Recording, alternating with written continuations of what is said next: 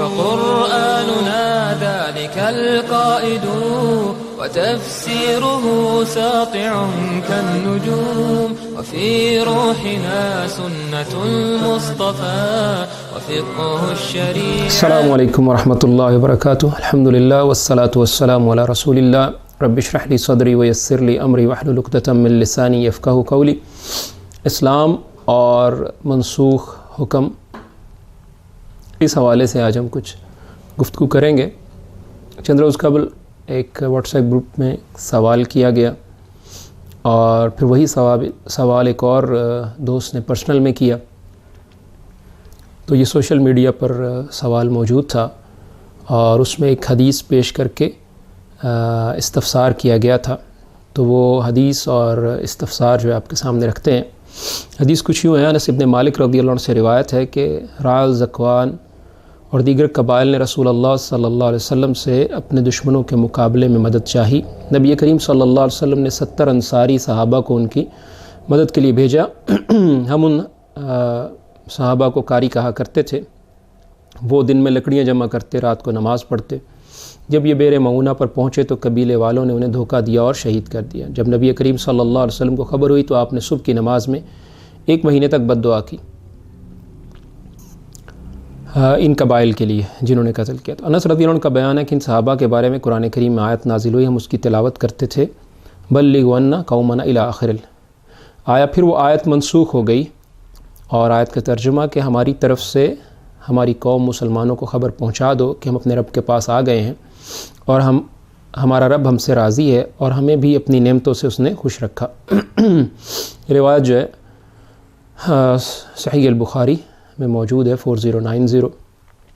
تو اس کے بعد سوال یہ کیا گیا کہ کیا قرآن میں ایسی آیات بھی تھیں جو نازل تو ہوئیں اور ان کی تلاوت بھی مسلمان کیا کرتے تھے لیکن وہ بعد میں منسوخ کر دی گئیں اور قرآن سے نکال دی گئیں. اور پھر یہ کہا گیا کہ اس طرح تو جو ہے لوگ جو ہے قرآن پر بہت اعتراضات کر سکتے ہیں. ایکچولی یہ سوال کوئی نیا سوال نہیں ہے. جو لوگ دین کا علم پڑھتے ہیں اور دین کے طالب علم ہیں ان کے علم میں ہوگا کہ اصول فقہ جو کہ ایک سبجیکٹ ہے دین اسلام کی تعلیم کے حوالے سے، اور اس میں اور اسی طرح علوم القرآن کی جو کتابیں ہیں، ایسے علوم جو قرآن سے متعلق ہیں، ان میں یہ سبجیکٹ جو ہے الناسخ اور منسوخ کا موضوع اور اس کا عنوان جو ہے یہ باقاعدہ موجود ہے اور صدیوں سے جو ہے علماء اس پر گفتگو کرتے آئے ہیں اور اس پر انہوں نے بات کی ہے. اسی طرح الناسخ والمنسوخ کے عنوان سے بھی جو ہے کتاب موجود ہے. تو بہرحال اعتراضات تو اسلام پر شروع سے کیے جاتے رہے، اللہ کے رسول صلی اللہ علیہ وسلم کی ذات پر بھی کیے جاتے رہے، قرآن پر بھی کیے جاتے رہے. آج بھی جو ہے حدیث پر، پردے پر، پولیگیمی پر، تعدد ازواج پر، ان تمام امور پر سوالات ہیں. تو بہرحال اس سے اسلام کو الحمدللہ اس کے باوجود جو اسلام پھیلا ہے اور 1 ارب سے زیادہ لوگوں کا دین ہے اور انشاءاللہ پھیلتا رہے گا. تو بہرحال ہم اس کا جواب عرض کرتے ہیں. تو ایکچولی سوال جو ہے وہ یہ ہے کہ کیا قرآن کریم میں کچھ ایسی آیات ہیں جو منسوخ کر دی گئیں اور ان کی پہلے تلاوت ہوتی تھی، پھر اللہ رب العالمین نے ان کو منسوخ کر دیا اور حوالہ جو بخاری کا دیا گیا. میں جو اس کویسچن سے سمجھاؤں تو گویا حدیث پیش کر کے یہ بیان کرنے کی کوشش کی جا رہی ہے کہ حدیث میں ایسی باتیں ہیں جو قرآن کی جو شان ہے وہ گھٹاتی ہیں. میری اس کے حوالے سے، کویسچن کے حوالے سے جو سمجھ ہے وہ یہ ہے. ممکن ہے سوال کرنے والے کا ذہن کچھ اور بھی ہو. بہرحال اس کو ہم انشاءاللہ تعالیٰ تفصیل سے بیان کرتے ہیں. نسخ جو ہے اس کا لغوی مطلب یہ ہے کہ رفع اور ازالہ. عربی میں الرفع والازالہ یعنی کسی چیز کا اٹھانا یا اس کو مٹا دینا، لفٹنگ یا اریزنگ. تو انگریزی میں اس کے لیے ایبروگیشن کا لفظ بھی استعمال ہوتا ہے، ریپیل کا لفظ بھی استعمال ہوتا ہے. اور شرعی اعتبار پر سے جو اس کی تعریف ہے وہ کچھ یوں ہے کہ قرآن و سنت میں جو حکم شرعی طور پر ثابت ہو، ایسا شرعی حکم جو قرآن و سنت سے ثابت ہو، اس کو قرآن و سنت ہی کی دلیل سے، ایک ایسی دلیل سے جو اس کے بعد آئے، اس سے ہٹا دینا، ہٹانا، مٹانا یا ختم کر دینا. تو اس کے حوالے سے کیا یہ ممکن ہے؟ جی بالکل ممکن ہے، اور اس کے لیے دلیل قرآن کریم میں ہی موجود ہے. صرف حدیث میں نہیں بلکہ اللہ رب العالمین نے قرآن کریم میں ہی یہ بات ذکر کی ہے کہ ہم اپنی آیات میں سے کچھ آیات منسوخ کریں گے. ما ننسخ من آیات او ننسیها نأتی بخیر منها او مثلها الم تعلم ان اللہ علی کل شیء قدیر. سورۃ البقرہ آیت 106 کہ ہم جو آیت ما ننسخ من آیا جو آیت ہم منسوخ کرتے ہیں او ننسیها یا اسے ہم بھلا دیتے ہیں تو اس کے متبادل نأتی بخیر منها اس سے بہتر یا اسی کی مانند جو ہے ہم آیت لے آئیں گے. تو نسخ کا ذکر اللہ رب العالمین نے خود قرآن میں کیا اور یہ بیان کر دیا کہ ہم کچھ احکامات کو منسوخ کریں گے اور اس کے بدلے دوسرے احکامات کو لے کر آئیں گے. تو یہ تو شرعی طور پر ثابت ہے, نہ صرف حدیث سے ثابت ہے بلکہ قرآن سے ثابت ہے. اب آ جاتے ہیں اس بات کی طرف. اسی طرح حدیث سے عمر رضی اللہ عنہ کی ایک حدیث ہے رجم کے حوالے سے, اس کو بھی ہم بیان کرتے چلتے ہیں. عمر رضی اللہ عنہ نے فرمایا کہ بلا شبہ اللہ تعالیٰ نے محمد صلی اللہ علیہ وسلم کو حق کے ساتھ مبعوث کیا اور آپ پر کتاب نازل کی.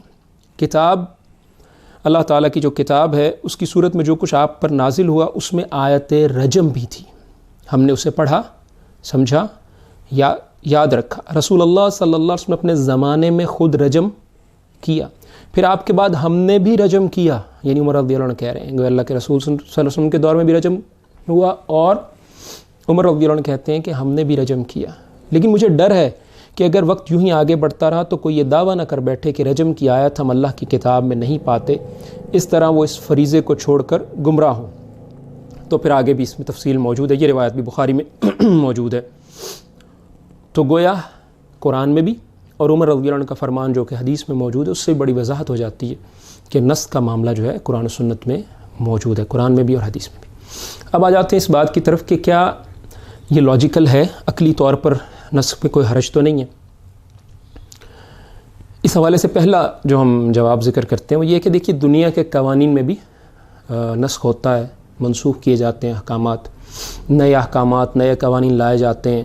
بعض احکامات گریجولی اور تدریجی طور پر نافذ کیے جاتے ہیں, ایک حکم نافذ کیا جاتا ہے پھر اس کو ختم کر دیا جاتا ہے, پھر اس کے بعد دوسرا حکم آ جاتا ہے. تو یہ عقلی اعتبار سے انسانی عقل کے لیے کوئی نئی چیز نہیں ہے, دنیا میں یہ معاملات موجود ہیں. اچھا, اس پر پھر ایک اور اس کا جواب بھی جو اس پر اعتراض کیا جاتا ہے وہ یہ کہ دیکھیں جی انسان چونکہ قوانین اس لیے اس میں تبدیلی لے کر آتا ہے, ان کو منسوخ اس لیے کرتا ہے کہ انسان کا علم بڑھتا رہتا ہے. جب اس کی وہ قانون کی امپلیمنٹیشن کرتا ہے تو اس کے سامنے کوئی چھپی ہوئی چیز جو ہے ظاہر ہو جاتی ہے, اور یہ چھپی ہوئی چیز کا ظاہر ہونا جو اس کے پہلے علم میں نہیں ہوتا انسان کے. اللہ رب العالمین کے بارے میں ہم یہ نہیں کہہ سکتے, بدا کا عقیدہ نہیں رکھ سکتے, یہ بھی نہیں رکھ سکتے کہ ایک چیز جب امپلیمنٹیشن کی تو پھر اللہ رب العالمین کے سامنے ظاہر ہوئی. یہ کویسچن بعض لوگوں کو پریشان کرتا ہے, لیکن اس کا جواب بھی ہم ذکر کرتے ہیں. دیکھیے اگر جو قانون پہلے نافذ کیا گیا اسی قانون کے نافذ کرتے وقت ہی اللہ رب العالمین کے علم میں یہ بات ہو, اور لازمی بات ہے ہوتی ہے, انسان کے علم میں بھی بعض دفعہ یہ بات ہوتی ہے, تو اللہ رب العالمین جب پہلا حکم کسی چیز کے بارے میں اللہ رب العالمین نازل کیا تو اسی وقت جو دوسرا حکم نازل کرنا تھا تو اللہ رب العالمین کے پاس اسی وقت اس کا علم موجود تھا کہ اتنی مدت بعد یہ دوسرا جو ہے قانون یا دوسرا حکم نازل ہوگا. تو اللہ رب العالمین کے لیے یہ چیز کچھ چھپی ہوئی نہیں تھی, یا اللہ رب العالمین نے قانون دنیا میں وہ نافذ کیا یا حکم نافذ کیا تو اللہ رب امپلیمنٹیشن کے بعد اللہ رب العالمین پر کوئی چیز ظاہر نہیں. اللہ رب العالمین کے علم میں پہلے سے یہ بات موجود تھی. اور اس کی مثال دنیا میں سے ہم دیتے ہیں کہ جیسے کوئی ڈاکٹر ہے, آپ فزیشین ہے, آپ اس کے پاس جاتے ہیں اور اس کو میڈیسن کے لیے اس سے کنسلٹ کرتے ہیں, بیماری بتاتے ہیں یا وہ آپ کو ڈائگنوز کرتا ہے. ایک صورت یہ ہو سکتی ہے, کئی ساری صورتیں, اس میں ایک صورت یہ ہو سکتی ہے کہ وہ لکھ دے کہ جی آپ یہ 7 دن یہ میڈیسن کھائیں گے, اس کے بعد یہ 7 دن جو میڈیسن آپ کھائیں گے اس کو آپ نے چھوڑ دینا ہے, اور پھر یہ دوسری میڈیسن آپ نے شروع کر دینی ہے جو آپ 5 دن کھائیں گے. تو گویا اس کے علم میں پہلے یہ موجود ہے کہ یہ 7 دن کی میڈیسن یہ ایک مدت کے لیے ہے, یہ حکم, یہ میڈیسن کا حکم اس کی ایک مدت کے لیے جو اس مریض کو تیار کرے گی. پھر اس کے بعد دوسری میڈیسن یا دوسری تجویز جو ہے وہ ایک 7 دن کے بعد اس کے لیے بہتر ہوگی. دوسری صورت یہ بھی ہو سکتی ہے کہ جی آپ 7 دن یہ میڈیسن کھائیں اور میرے پاس آ جائیں, پھر میں آپ کی میڈیسن تبدیل کروں گا. اب وہ چیز پہلے سے اس کے ذہن میں ہے, اس کے علم میں موجود ہے دونوں چیزیں, لیکن جو مریض کی ضرورت ہے اس کے پیش نظر اس نے اس کو اس انداز میں جو ہے ترتیب کیا اور علم میں اس کے موجود تھی. اسی طرح اللہ رب العالمین کے علم میں موجود تھا کہ یہ حکم جو ہے انسانیت کے لیے, مسلمانوں کے لیے اتنی مدت کے لیے کافی تھا. اس مدت میں ان کی آزمائش اور ان کی تربیت ہو جائے گی, اس کے بعد دوسرا حکم نافذ کر دیا جائے گا. تو یہ ہم نے دنیا کی مثال سے بھی یہ بات جو ہے ثابت کر دی۔ تیسری اس میں جو ہم اگزامپل دیں گے وہ یہ ہے کہ دیکھیے اللہ کے رسول صلی اللہ علیہ وسلم کی شریعت محمدی کے آنے کے بعد جو سابقہ شریعت تھیں وہ منسوخ ہو گئیں کہ نہیں ہوئیں؟ تو ان کا منسوخ ہونا بذات خود اس بات کی دلیل ہے کہ اللہ رب العالمین کے ہاں نسخ کا جو سلسلہ ہے اللہ رب العالمین کے موجود ہے، کہ اللہ رب العالمین نے اب شریعت محمدی کے ساتھ ہی شریعت عیسوی اور شریعت موسوی جو ہے وہ منسوخ کر دیں۔ اب اس کو ہم ایک مثال سے جو ہے وہ اس کی تفہیم جو ہے وہ آپ کے سامنے ذکر کرتے ہیں کہ تحویل قبلہ، اللہ رب العالمین نے جب تحویل قبلہ کا معاملہ کیا تو اس میں پہلے یوں ہوا کہ اللہ کے رسول صلی اللہ علیہ وسلم جب مکہ میں نماز پڑھا کرتے تھے تو آپ صلی اللہ علیہ وسلم بیت اللہ کے سامنے اس طرح نماز پڑھتے کہ آپ کے سامنے بیت اللہ بھی موجود ہوتا اور آپ کا رخ اس طرح ہوتا کہ بیت المقدس اور بیت اللہ یہ دونوں ایک ہی سیدھ میں آ جاتے، تو گویا آپ صلی اللہ علیہ وسلم دونوں قبلہ کی طرف نماز پڑھ لیتے، حالانکہ اصل قبلہ جو ہے آپ صلی اللہ علیہ وسلم کا اس وقت بیت المقدس ہی تھا، لیکن آپ صلی اللہ علیہ وسلم جو ہے نماز اس انداز میں پڑھتے کہ بیت اللہ بھی آپ کے سامنے ہوتا، اور یہ وہاں پاسبل ہے۔ اچھا، ابن کثیر لکھتے ہیں کہ مدینہ آنے کے بعد اللہ کے رسول صلی اللہ علیہ وسلم نے ابتدائی چند ماہ جو ہے وہ بیت المقدس ہی کی طرف منہ کر کے نماز پڑھی، اور یہ بھی ذہن میں رکھیے گا کہ اللہ کے رسول صلی اللہ علیہ وسلم کا اپنا اجتہاد نہیں تھا بلکہ اللہ رب العالمین کی طرف سے حکم تھا۔ اس کی دلیل کیا ہے؟ فرمایا وَمَا جَعَلْنَا الْقِبْلَةَ الَّتِي كُنْتَ عَلَيْهَا إِلَّا لِنَعْلَمَ مَن يَتَّبِعُ الرَّسُولَ، کہ وہ قبلہ جس پر ہم نے آپ کو عمل درآمد کا کہا یا جس کو آپ کے لیے ہم نے منظور کیا اور جس قبلے کی طرف آپ نماز پڑھا کرتے تھے، وَمَا جَعَلْنَا الْقِبْلَةَ الَّتِي كُنْتَ عَلَيْهَا، کہ ہم نے یہ کیا تو إِلَّا لِنَعْلَمَ، تاکہ ہم جانیں کہ کون رسول کی پیروی کرتا، تو یہ اللہ کے حکم سے تھا بیت المقدس کا قبلہ ہونا۔ اچھا، جب اللہ کے رسول صلی اللہ علیہ وسلم مدینہ آ گئے تو اب یہ ممکن نہیں تھا کہ دونوں قبلوں کی طرف آپ صلی اللہ علیہ وسلم بیک وقت جو ہے نماز پڑھ سکیں، تو اللہ کے رسول صلی اللہ علیہ وسلم کی خواہش تھی کہ بیت اللہ تعالیٰ کا گھر جو کہ مکہ میں ہے وہ قبلہ بن جائے۔ اللہ رب العالمین نے ان لوگوں کی طرف یہ قول ان لوگوں کی طرف سے اللہ رب العالمین نے ان کی یہ بات ذکر کی ہے کہ سَيَقُولُ السُّفَهَاءُ مِنَ النَّاسِ مَا وَلَّهُمْ عَنْ قِبْلَتِهِمُ الَّتِي كَانُوا عَلَيْهَا، بیوقوف لوگ، سَيَقُولُ السُّفَهَاء، ان قریب بیوقوف لوگ یہ کہیں گے کہ ان کو ان کے قبلے سے کس چیز نے پھیر دیا جس پر یہ تھے، تو گویا یہ کوسچنز جو ہیں اس دور میں بھی موجود تھے، تو کہ یہ اپنا قبلہ کیوں تبدیل کر رہے ہیں، یہ قبلہ کیوں منسوخ ہو رہا ہے۔ اور اللہ کے رسول صلی اللہ علیہ وسلم کی خواہش کیا تھی؟ قد نرا تقلب وجهك في السماء فلنولینک قبلۃ ترضاها، کہ ہم آپ کا چہرہ بار بار آسمان کی طرف پھیرنا جو ہے اس کا دیکھتے ہیں، اور ہم جس قبلے کی آپ کو چاہت ہے ہم اس کی طرف جو ہے اس قبلے کو آپ کا قبلہ بنا دیں گے، فلنولینک قبلۃ ترضاها۔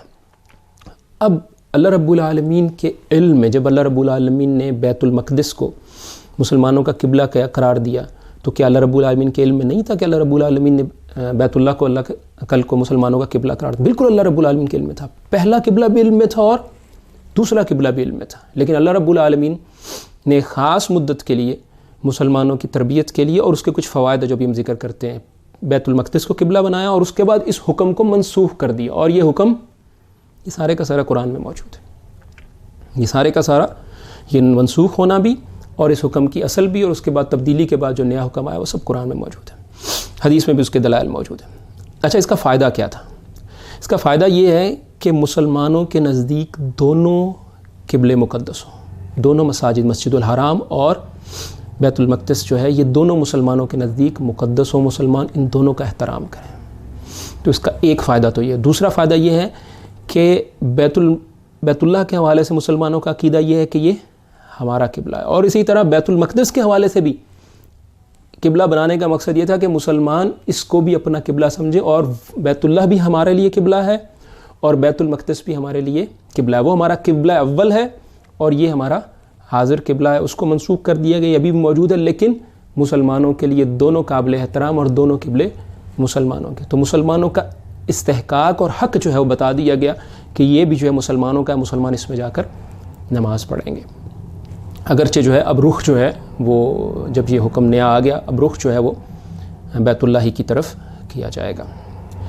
اب اس کے بعد ہم کچھ مثالیں جو ہیں ذکر کرتے ہیں جس سے آئیڈیا ہو جائے گا کہ نسخ کا جو ہے کی ترتیب کیا ہے اور کیا کیا اس کے قرآن کریم میں اس کی اور احادیث میں اس کی مختلف مثالیں موجود ہیں. یہ ابھی جو ہم نے ذکر کیا رال اور ذکوان والا قصہ جس میں صحابہ کو قتل کر دیا گیا، بخاری کی جو روایت تھی، تو بلغونا قومنا، تو یہ حکم جو ہے اب اس کی تلاوت منسوخ ہو گئی اور حکم باقی ہے. تلاوت منسوخ ہو گئی اور حکم باقی ہے. اسی طرح رجم، کہ جو شادی شدہ مرد یا عورت ہے اگر وہ برائی بدکاری زنا کرتے ہیں تو ان کو جو ہے سنسار کیا جائے گا. اب یہ رجم یا سنسار کرنا یا سٹون ٹو ڈیتھ جو ہے یہ اس کی تلاوت منسوخ ہو گئی لیکن اس کا حکم باقی ہے. شراب کا حکم جو ہے اس کا جو ابتدائی حکم ہے کہ لا تقربوا الصلاۃ، یعنی ایک پہلے حکم تھا، اس کے بعد یہ درمیانی حکم تھا لا تقربوا الصلاۃ وانتم سکارى، کہ نماز کے قریب نہ جاؤ جب تم نشے کی حالت. اب یہ حکم بھی منسوخ ہو گیا اور اس کی تلاوت باقی ہے، حکم منسوخ ہو چکا ہے. اب اس کے بعد شراب پینے کی اجازت ہی نہیں، اس بات کا تو کنسیپٹ ہی نہیں کہ آدمی نماز شراب پی لے اور اس کے بعد جو ہے یہ کہا جائے کہ لا تقربوا الصلاۃ، نشے کی حالت میں نماز کے قریب نہ جاؤ. تو یہ مختلف صورتیں جو ہیں، مختلف مثالیں جو ہیں، نص کی بہت ساری مثالیں، تفصیلی ڈسکشن جو ہے اس کی علوم القرآن کی کتب میں دیکھی جا سکتی ہے. اور اسی طرح سابقہ شریعتوں میں بھی نسخ موجود ہے. تو اگر کسی کا اعتراض یہ تھا کہ جی حدیث میں موجود ہے تو حدیث پر اعتراض کرنا چاہ رہا تو ہم نے قرآن سے ثابت کر دیا. اگر وہ قرآن پر اعتراض کرنا چاہ رہا تھا تو ہم نے سابقہ شریعتوں سے بھی انشاءاللہ ثابت کر رہے ہیں. تو یہ ایکچولی ڈیپینڈ کرتا ہے کہ جو سوال کرنے والا ہے اس کا ذہن کیا ہے، اس سے ڈائلاگ کس طرح ہوگا، وہ کس چیز کو تسلیم کرتا ہے. آیا وہ قرآن و حدیث دونوں کو تسلیم کرتا ہے، آیا وہ صرف قرآن کو تسلیم کرتا ہے، یا آیا وہ جو ہے سابقہ شریعتوں میں سے کسی شریعت کو تسلیم کرتا ہے. تو خیر، تو فرمایا سابقہ شریعتوں میں اس کا جو ہے ہم بتا رہے ہیں اس کا ثبوت موجود ہے. مثلا قصہ ہے ابراہیم علیہ السلام اور اسماعیل علیہ السلام میں. ابراہیم علیہ السلام اور اسماعیل علیہ السلام کا قصہ ہے. اللہ تعالیٰ نے ابراہیم علیہ السلام کو حکم دیا کہ اسماعیل علیہ السلام کو ذبح کریں. تو ابراہیم علیہ السلام جب ذبح کرنے گئے، انی ارا فی المنام انی اذبحک فانظر ماذا تری، اسماعیل علیہ السلام راضی ہو گئے. اب اللہ رب العالمین نے ذبح کرنے کے حکم کو منسوخ کر دیا، ان ھذا لہو البلاء المبین وفدیناہ بذبح عظیم. تو اللہ رب العالمین نے وہ جو ہے فدیہ یا جانور جو ہے اللہ رب العالمین نے بھیج دیا. تو یہ بھی جو ہے علماء نے اس کو نسخ میں ذکر کیا کہ اللہ رب العالمین پہلے حکم مقرر کیا اور اس پر عمل درآمد سے پہلے ہی اللہ رب العالمین نے حکم جو ہے منسوخ کر دیا. اس کا کیا فائدہ ہے؟ اس کا مطلب ہے اس کا فائدہ بھی اپنے بندوں کی آزمائش ہے. یہاں ایک اور سوال ہے کہ اگر اللہ رب العالمین نے حکم دے دیا تو اب تلاوت کیوں ختم کی؟ دیکھیے، اللہ رب العالمین کائنات کے مالک ہیں اور اللہ رب العالمین چاہیں تو حکم اور تلاوت دونوں ختم کر دیں، چاہے تو حکم باقی رکھ لیں اور تلاوت ختم کر دیں. اس حوالے سے چند پوائنٹس ہم ذکر کرتے ہیں. دیکھیے، پہلی بات یہ ہے کہ بہت ساری چیزیں ایسی ہوتی ہیں، جیسے انسان کتاب لکھتا ہے اس کے بعد اگلے ایڈیشن میں وہ کچھ چیز نکال دیتا ہے، تو یہ ہم انسانوں کے لیے اس چیز کو ہم روا رکھتے ہیں. اللہ رب العالمین کا کلام ہے. اللہ رب العالمین نے ابھی آپ یہ دیکھیے کہ یہ کلام جو اللہ رب العالمین کا نازل ہو رہا تھا اور یہ پہلی بار بھی جو ابھی تک مکمل نہیں ہوا تھا. تو اللہ رب العالمین نے اگر اس میں سے کسی چیز کو منسوخ کر دیا، کسی کے بارے میں یہ حکم دے دیا کہ یہ میرے کلام میں موجود نہیں رہے گی بلکہ میرا رسول یا میرا پیغمبر اس کو بیان کر دے گا، تو ہمیں اس میں کیا اعتراض کی بات ہے؟ جیسے کوئی شخص باس ہے، کسی کا کوئی آفیسر ہے، وہ پہلے اس نے ایک حکم ریٹن جاری کیا ہوا تھا، اس کے بعد اس نے وہی حکم ریٹن سے ختم کر کے اپنے کسی نمائندے کے ذریعے سے، اپنے کسی سبارڈینیٹ کے ذریعے سے اپنے باقی ملازموں کو کہلوا دیا. تو کیا وہ ملازم انکار کر دیں گے جی پہلے یہ ریٹن تھا، اب آپ نے اپنے نمائندے سے کہلوایا، اب ہم نہیں مانتے؟ تو یہ چیزیں ایسی ہیں جو اس معاشرے میں انسانوں میں موجود ہیں، تو اللاجیکل نہیں ہیں. جب ہم اللاجیکل نہیں ہماری عقل میں سمجھ آتی ہے تو ہم اللہ رب العالمین اگر یہ ایسی اللہ رب العالمین کی طرف سے ایسا کوئی حکم نازل ہوتا ہے تو اس پر اعتراض کرنے کی کیا ضرورت ہے. اور اس کے بعد جو ہے اللہ رب العالمین کی ظاہر کتاب ہے، اللہ رب العالمین کا کلام ہے، اللہ رب العالمین نے ایسے فیصلہ کر لیا. اور آخری بات جو ہم ذکر کرنا چاہ رہے ہیں وہ یہ ہے کہ بعض دفعہ ایسے ہوتا ہے کہ سوشل میڈیا پر یا میڈیا پر کچھ لوگ جو ہیں کچھ اعتراضات اٹھاتے ہیں. مجھے یاد ہے چند برس پہلے کی بات ہے، ایک معروف کالم نگار نے سنساری کے حوالے سے سنساری پر کچھ اعتراضات ذکر کیے اور پھر ای میل آئی ڈی دی ہے. میں نے وہ اس کا ایک جواب لکھا اور وہ نیشنل نیوز پیپر میں شائع ہوا. اس کے بعد ان کی ای میل آئی ڈی پر بھیج دیا، تو انہوں نے پھر اس کو انہوں نے کہا تھا ہم اگر جواب مدلل ہوا تو ہم اس کو شائع کریں گے. تو اس کے باوجود جو اس کو شائع نہیں کیا گیا. یہ پھر ہم کسی وقت ڈسکس کریں گے. یہ بات کرنے کا مقصد یہ ہے کہ اگر کویسچن آپ نے کیا ہے اور اس کے بعد اس کا آنسر آپ تک پہنچ گیا اور آپ سمجھنا اور سیکھنا چاہ رہے ہیں تو پھر جو ہے آپ اس بات کو سمجھیں، سیکھیں اور بیان کریں کہ مجھے یہ بات سمجھ میں آ گئی ہے. اور اگر ایسا مقصد نہیں ہے، مقصد صرف اعتراض در اعتراض کرنا ہے، تو بہرحال یہ پھر کوئی ایسی اچھی جو ہے اس کو ترتیب نہیں کہا جا سکتا اور اچھا رویہ بھی نہیں کہا جا سکتا۔ تو بہرحال علماء دین کا کام یہی ہے کہ وہ لوگوں کی اصلاح کرتے رہیں اور ان کو جو ہے اگر کسی چیز میں کسی سوال یا اشکال ہے تو اس کی وضاحت کر دیں۔ اللہ رب العالمین مجھے اور آپ کو قرآن کریم کی اور رسول اللہ صلی اللہ علیہ وسلم کی احادیث کی اور اسلام کی سمجھ دیں اور اس کے مطابق عمل کی توفیق عطا فرمائیں۔